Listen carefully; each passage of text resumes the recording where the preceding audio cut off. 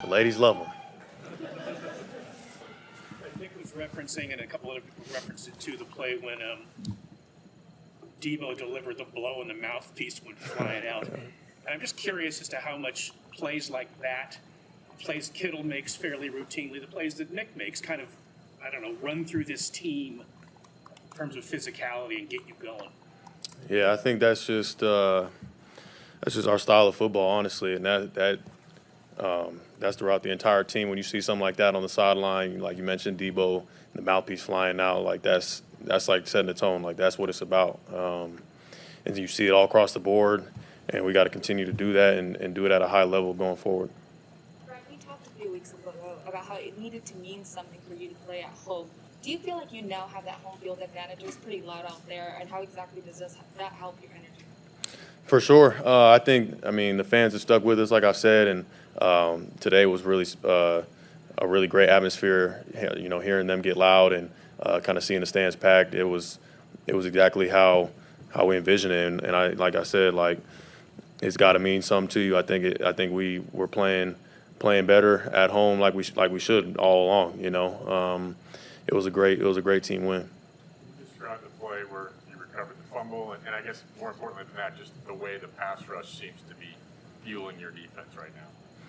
Yeah, I mean, when you got 97 on the edge, you got a pretty good chance every single play, right? Yeah, that play. I mean, I was in there trying to rush, and all of a sudden you just see a blur just come through, knock the ball out, and the ball's on the ground. Happened to be around one of the balls on the ground a couple of times this year. But yeah, that pass rush is coming alive, and they're coming alive right when we need them to. A lot of talent up front. You know, they lead the way. They're the ones who started penetrating on first and second down, so they can earn the right to rush on third down. And got a lot of guys coming along. Falcons ran 5 plays from your 1 yard line, didn't score on any of them. How much does kind of one stop beget the next for you guys in terms of feeding off of getting a stop in one and keep continuing that? Yeah, I mean those moments is like, I mean you have nothing left and you got to really just bring something out to, you know, it's one more down.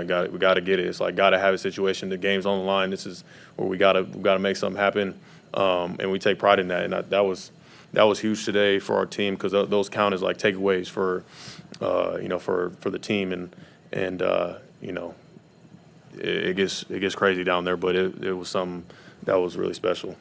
There's a replay review down there. I mean, some people could look at it as you're just delaying the inevitable. When they said it wasn't a touchdown, what was the conversation like amongst you guys?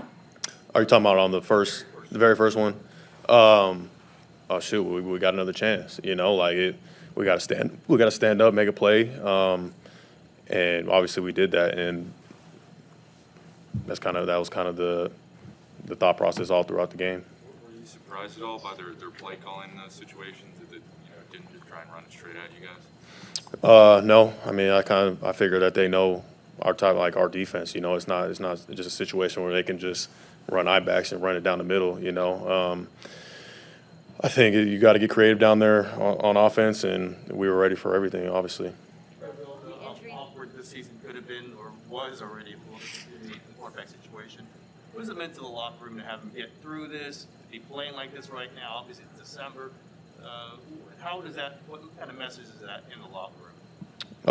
I mean, it hasn't been awkward at all for us on our side. I mean, probably just outside the building, guys talking about it. But inside, he's been the guy all along. And Trey has got a bright future ahead, right? I mean, just we see it every day in practice on our side because he's out there dicing us up. But Jimmy is our leader. He's our quarterback, and we've rode behind him the entire way, you know. And so to see him playing at a high level like he is right now, we're going to need it.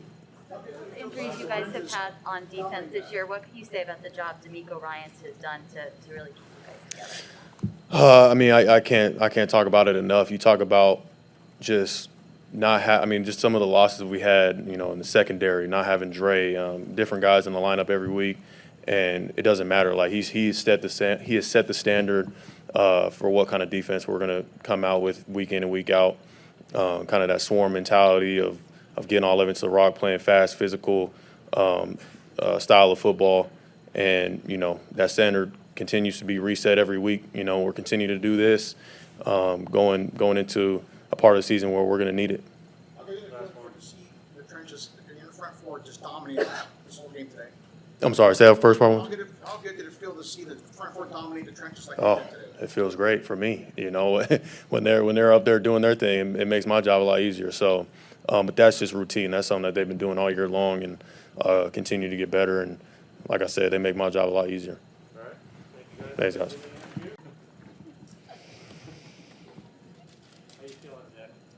Feeling all right. It's a good win. How do you feel just after the collision there with Patterson? How you feeling after that one? I'm feeling okay. Yeah. There was a replay they showed on the screen. It looked like you were in a chokehold. Is that relatively common, and how do you even prepare for that?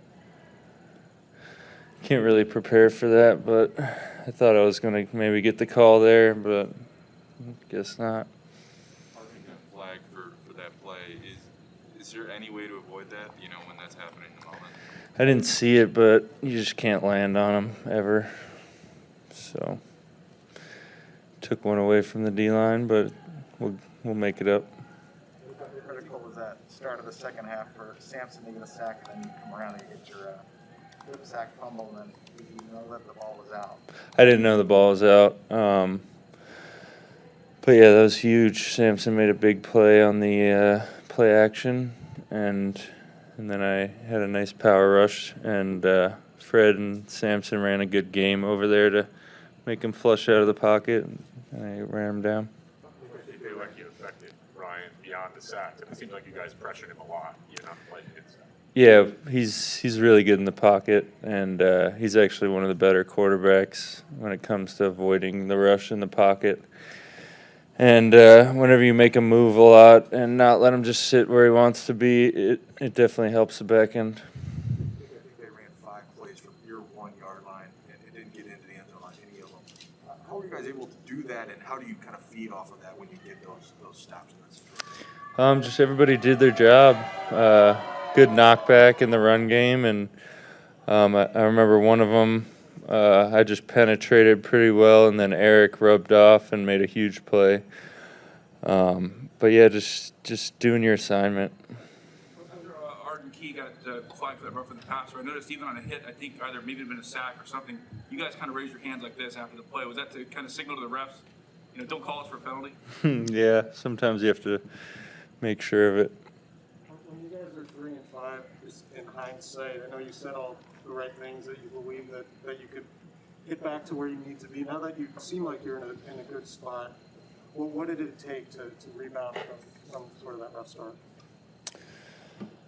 Just sticking with it. I don't think much has changed. I think, like I said before, we've always been confident in this group, and we don't really need to change much. We had some meetings with Kyle throughout the year where we just had to kind of figure out what was going on, and when it came down to it, it was usually us shooting ourselves in the foot. Obviously, there's games where things don't go our way, but if we play sound football and don't turn the ball over, it's usually a good thing for us.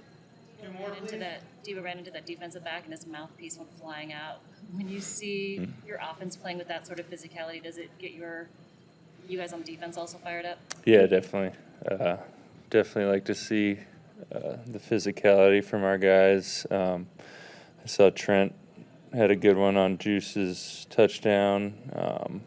But yeah, whenever we see like Ayuk or Debo lower their shoulder and George try and get those extra yards, you could hear the crowd and they get excited for it too, and that's just our style of football. It feels like you guys have been able to rush the passer or rush the quarterback more effectively in recent games, just getting more consistent. Do you have a sense of why you've been able to do that more regularly? It helps when the whole team is playing complementary football, and when you get a lead, it definitely gives you some opportunities, and we didn't have many of those early in the year, so it was kind of a dry spell for a while when it comes to sacks, but now it's starting to come together. Success has helped relieve some pressure on you.